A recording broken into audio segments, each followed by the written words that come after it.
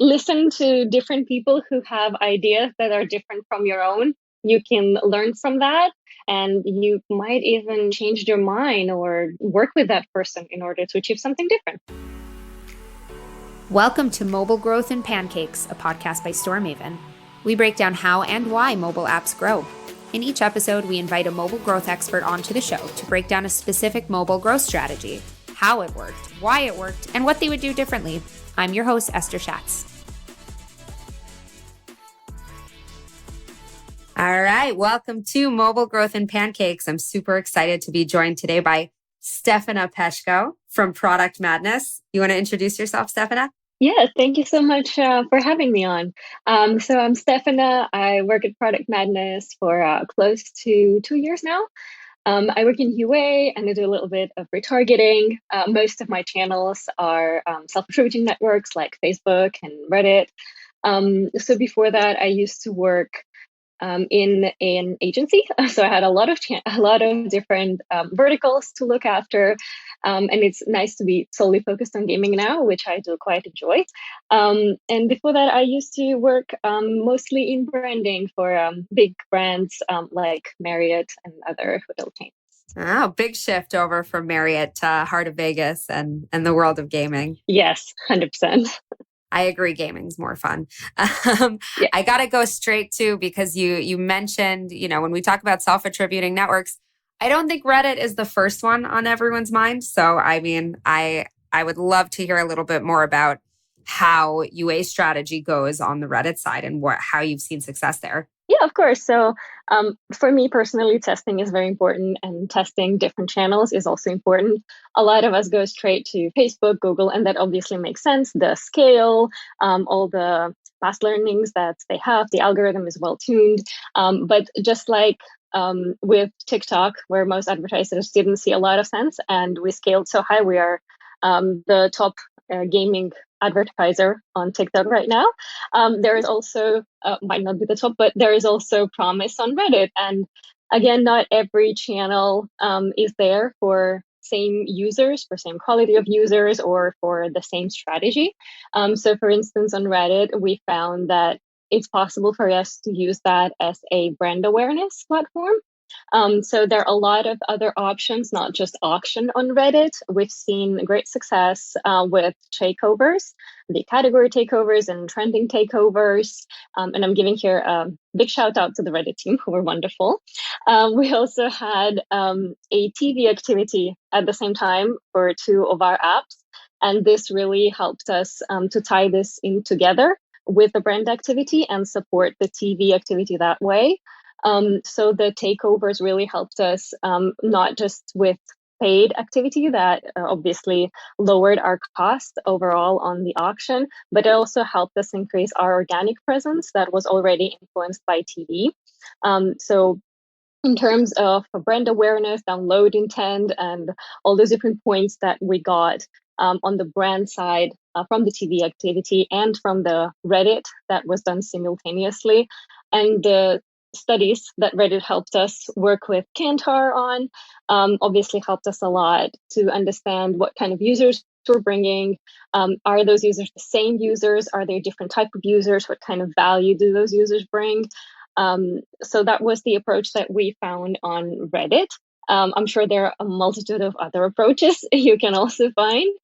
So it just shows you that it's not necessarily that every channel is simply revenue based.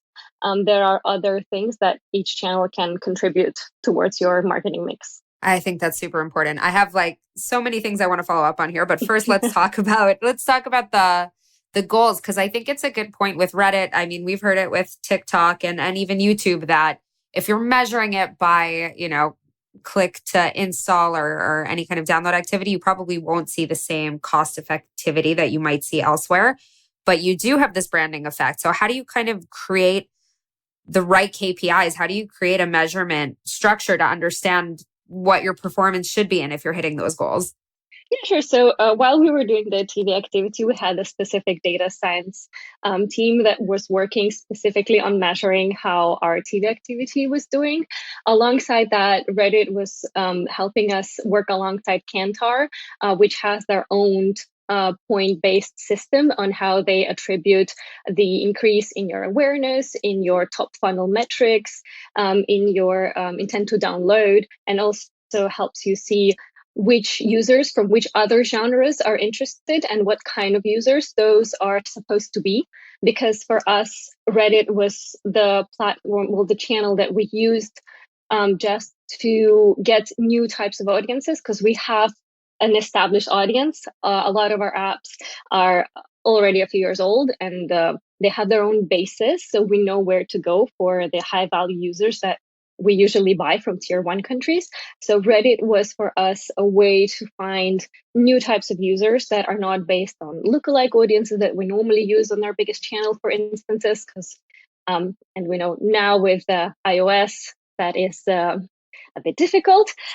So just like everyone else, we're attempting to find new pockets, maybe new geos, maybe new channels. I mean, I love turning to Reddit because I can tell you not from the UA side, but when I'm doing research into a new industry or a new genre, or I'm trying to kind of get a sense of competition, I always go to Reddit threads. That's like one of my favorite places to find what users are actually saying, because it's such a huge community, and especially for gamers everywhere, there's so much there. I want to also follow up. You mentioned that you use this concept takeover. Can you describe that a little bit more? Yes, of course. So we did two different types of takeovers that our Reddit team advised us on. And that is also based on the spend that you are willing to commit to with Reddit. So we used category takeovers, which are based on the best performing categories that we had in our auction.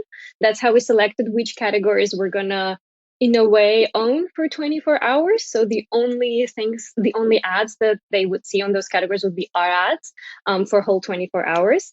And then we also used the trending takeovers, which basically take over the main Reddit page, takeover page, with different sorts of ads. And it can be your statics, your video ads, a mix of both. And everyone who goes on the trending page, which is most of Reddit's users, will only see your ads. That's very, very cool. So it also sounds like the Reddit team really have a lot of inside info to give and kind of make it more effective. You mentioned that you had TV campaigns going, and I'm sure you had plenty of other efforts going on as well. Can you talk to me a bit about that mix? Is it important to have that media mix? How do you kind of select which channels go together? Do they cannibalize each other? I know you mentioned you had data science working on, maybe the TV side. Do you find that it's you're able to attribute different efforts, or do you not look at it that way and you look at it as kind of the overall push and its reaction? Just any light you can shed there would be amazing. Yeah, of course. And it is a bit of a complicated topic. We had a whole specific team just working on TV activity that was from the beginning with creatives, because they have to be very specific, and it's really important what kind of creatives you use. So it took a long time to finally find and create something that will definitely work. Then there was a data science team that was only working on measuring the effect of the TV activity on the overall brand, on organic, on paid, and everything else that comes with it. I don't know the details because I was mostly on the paid channel supporting the TV activity. But what we do see from the paid side, you can compare how your KPIs, your main metrics, react to the TV activity. Sometimes you see the spike in your costs. Sometimes you see that you're getting more depositor, or your depositor percentage is increasing, or ARPU or PPU are going up. That combined with the effect that you can see on paid can give you an overall picture. Yeah, I think I feel like every team that doesn't work directly with the standard UA channels is so jealous of the amount of information that UA's data that UA's had until now. But I do think it's worth. I mean, I feel like this is what I've been talking about every day for a year now. But obviously UA has changed a lot in the last year and a half, and is continuing to change. Google has, recently announced the changes with their custom store listings and everything going on there. And they have the privacy sandbox that they're working on. How do you feel, how do you feel the industry has changed already? Do you feel like there's further to go? You as somebody who's been managing UA for such a heavy spender, how do you feel like things have changed? Oh, I don't know where to start. Everything's changed, to be fair. Just on the iOS side, I think it's important to never lose track of the fact that the auction is still there and people will still advertise on iOS. I know some companies, after the um, Apple's changes in April last year, pulled out of iOS auction altogether, which I don't believe was a great idea, considering now that they've lost market share and it's incredibly hard to get back into the market. Obviously, costs have risen. We have seen them come down after the initial first few months and after the implementation of the correct TV schema, whichever schema does work for you if you are on SRN or however you manage probabilistic, if you're on DSPs or any other networks. Um, so I don't even know where to start, to be fair. If you have managed to find a CV schema that does work for you, and again, that is still ongoing, and I believe in the next year and a half, there will be something that works a lot better than what we currently have. I'm assuming, just like us, most of the advertisers base their CV schema on revenue or revenue plus engagement events. But there are also things like we tested, which is the predictive CV schema, that isn't necessarily probably the best tune right now. But within some time, I know big advertisers like Facebook are looking to integrate that into their revenue-based schema. And I do think that will then definitely help crack whatever's left of our current iOS strategy if you do combine revenue and predictive modeling. With that, a lot of learnings that you have now on Android, you just have to transfer on iOS because your creative testing isn't best done on iOS at the moment. A lot of those learnings, thankfully, are transferable. And depending on how you do your creative testing, that can really help you a lot.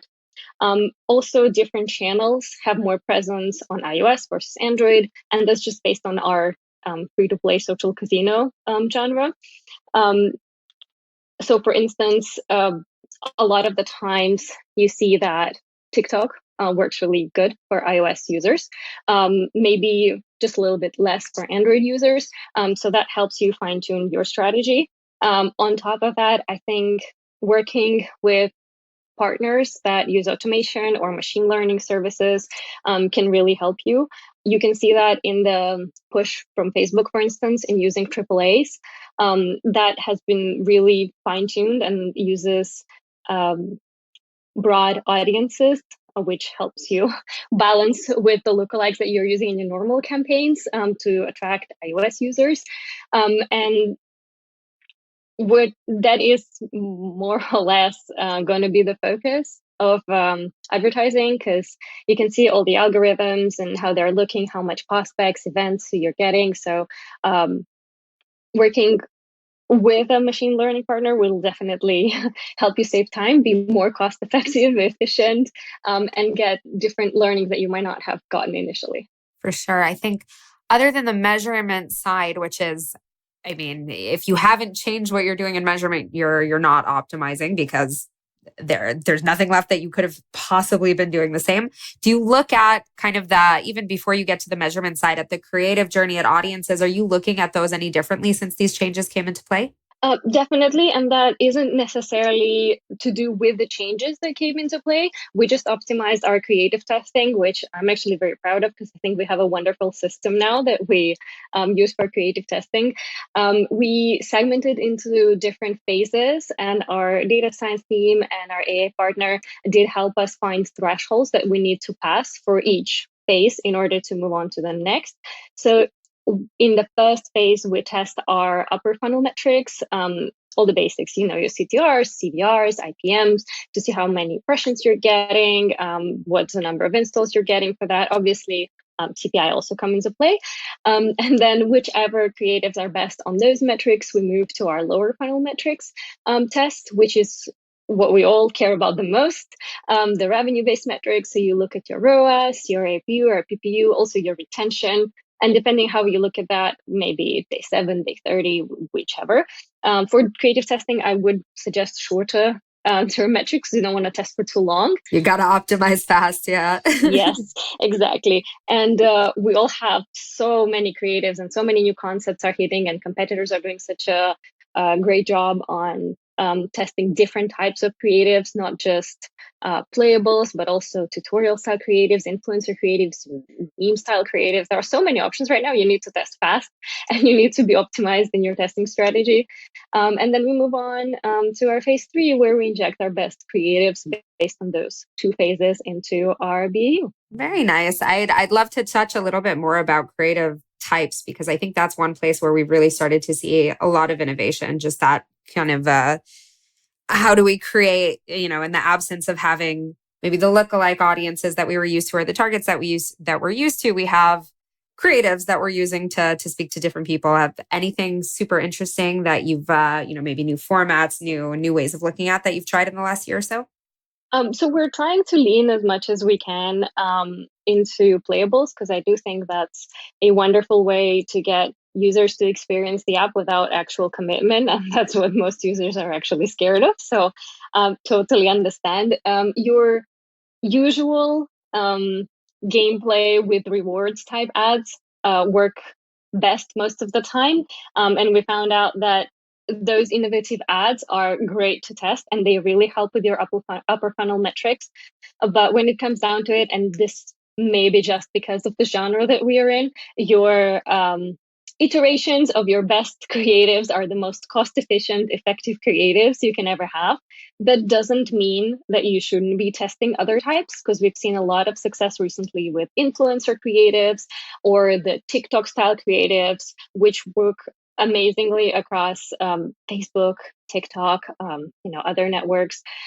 So there are definitely a lot of other things you can and should be doing, because relying just on one creative, no matter how many times you iterate it, the algorithm still recognizes certain pieces of a creative and it will prioritize the longer standing creative over others. And you don't want that to happen to you. So test as much as you can. So you need kind of like your safety net over here, and then you're testing over here, and you never take this one out. You just have that little testing subgroup. Exactly, because you want balance in the end of the day, right? You want to have new creatives, but you also want to make sure you have the creatives that perform really well and they will perform. Sure. I think with social casino, I mean, it's true, obviously, of other game genres as well, but social casino especially, there's that challenge of, excellent top of the funnel metrics that might even decrease your metrics further down. How do you go through that process of really finding the quality users without losing the critical mass, and without kind of the platforms are still looking at who's downloading, so those metrics still matter, but how do you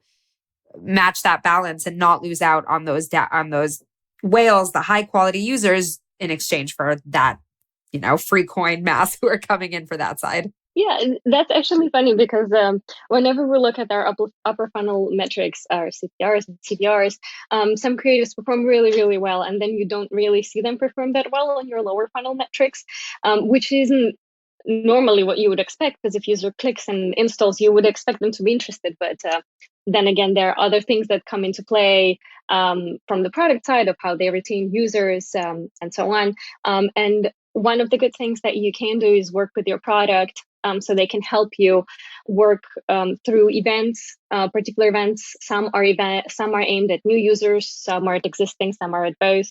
There are live ops. There are so many offers that you can get into your creatives. And then the product team can also help you with a postmortem analysis to see how it influenced which type of users, and how you can capitalize on that. Another thing you can do is your partners, for us, Facebook at large, they really have a lot of options and ways to sponsor you and help you. Recently, we did motivators testing. So we try to find which motivator is the best to attract our users.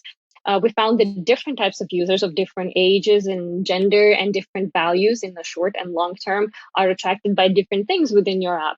Once you've done the test, you can do so many iterations in order to use those motivators that worked best for you, and then segment your users into different categories and use those creatives to, get the best type of users that you're looking for.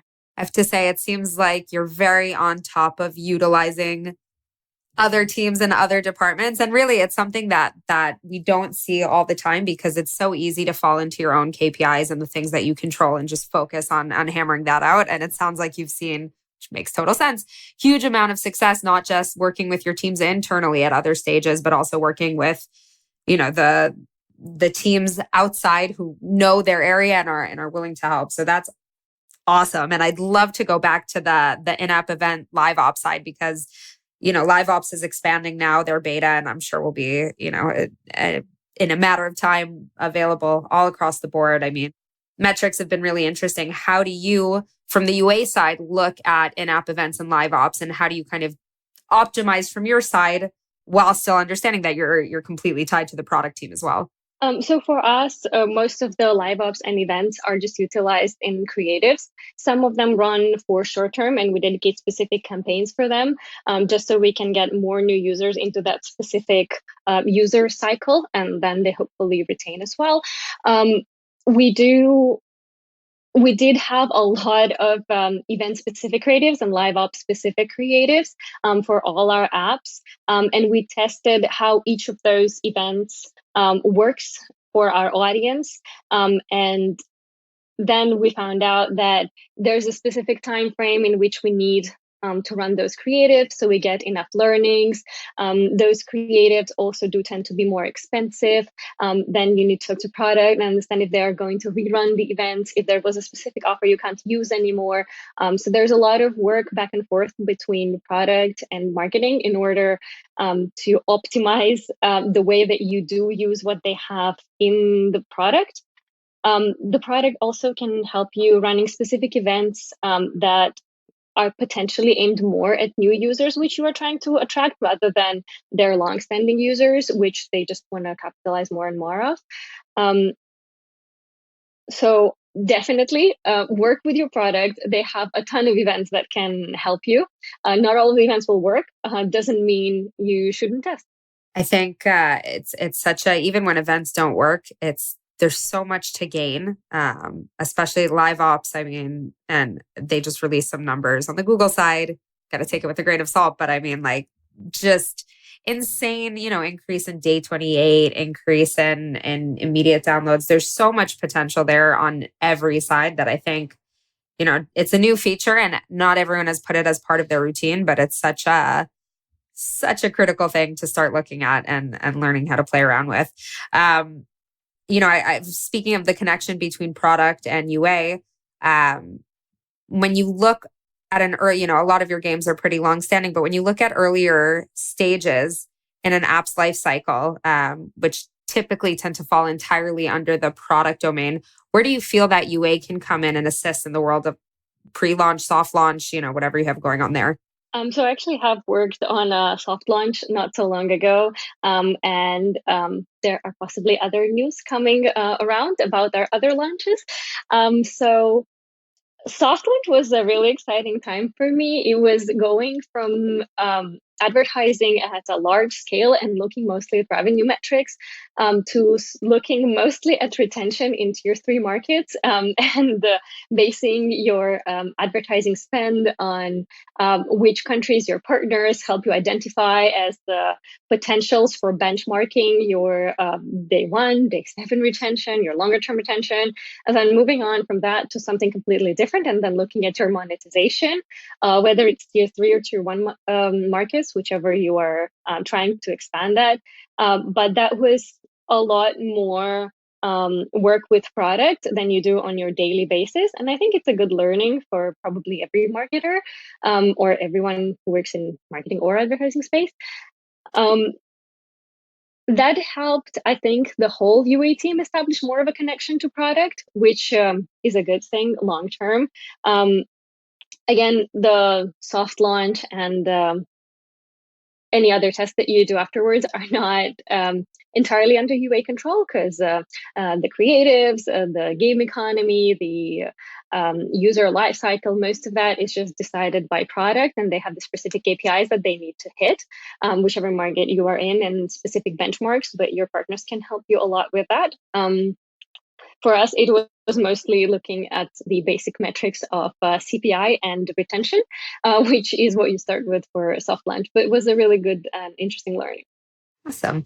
I think, with soft launch, sometimes, first of all, the KPIs are so dramatically different. You mentioned CPI, which maybe is a metric that doesn't usually matter, but when a product isn't fully baked, then you got to know where is it you're bringing in the wrong user, and where is it that the user doesn't have what they need, which they will once the product is developed a bit further. But I like that you said it's almost like a cheat to make sure product and UA work together, because you have to when it's a soft launch. It's a nice hack for co teamwork bonding. I think we'll go into the rapid fire round. Just one more question, from this side. What would you say is the next big thing coming up in the world of UA? So we've had the massive shift, and we understand that there's privacy and changes in measurement. What's coming up? What's the next wave? Well, the most obvious one would probably be the different shift that Android is going to go through. But there are a lot of things you can do to mitigate that. Whatever learnings you had from your iOS gains or pains, you can transfer to your potential learnings into what's coming up for Android. In the meantime, I'd say definitely do a lot of testings on different channels, creative testings. Don't forget machine learning, automation. That will all help you in the long run. It's easier, cost effective. It just needs a bit of optimization in the beginning, and then you're good to go.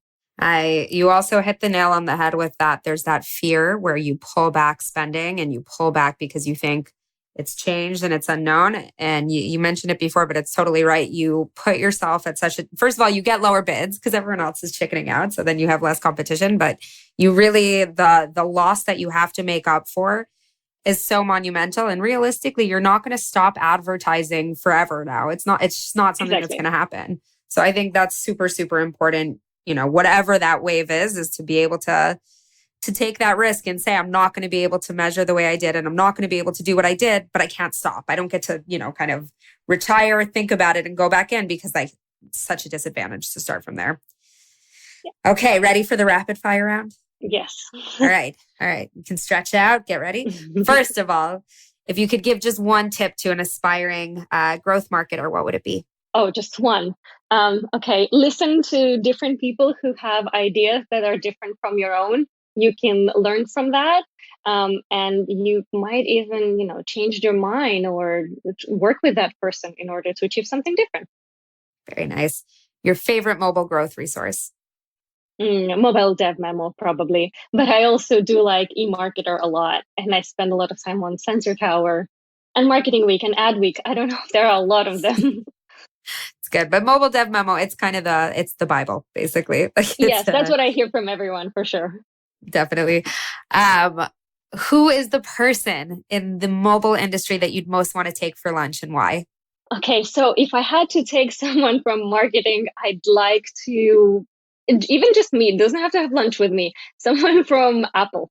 I really want to know what and how they do their things. But if it didn't have to be a marketing person, I'd like to meet the creators of mobile games that I was obsessed with as a teen, which were the Angry Birds and the Fruit Ninja. Those were so addictive. I've never played something for so long. Fruit Ninja took up such a huge percent of my time when I was when I had no time to give to it. But wow, that was also my first mobile game that I really stuck with. That's a good answer. I know. I don't even remember the progression on that game, but I was just addicted to doing it. No, I just remember slicing. That's all I remember. Okay, the most important question, of course, is what is your favorite flavor pancake? Okay, so I have two. I recently tried baklava pancakes, and there was so much flavor there. I know. I couldn't finish the portion. It was extremely filling, but that's something I still think about over the weekends. If not that, I have a basic pancake that I like with blueberries. Blueberries is a good choice, but we've asked a lot of people about pancakes, and that is by far, I think, the most unique type of pancake that I heard. Yeah. Amazing. Thank you so much for joining me today and sharing so much. Where can people find you if they just want to learn more, see what you're up to? Yeah, for sure. You can find me on LinkedIn. I check it semi-regularly, so we can probably connect there. Amazing. Stefana, thank you so much. This was awesome. Thank you. Thank you for having me. And that was Mobile Growth and Pancakes. To find out more about Storemaven and how we can improve App Store performance, visit storemaven.com. And then make sure to search for Mobile Growth and Pancakes in Apple Podcasts, Spotify, and Google Podcasts, or anywhere else podcasts are found, and click subscribe so you don't miss any future episodes. On behalf of the team here at Storemaven, thanks for listening.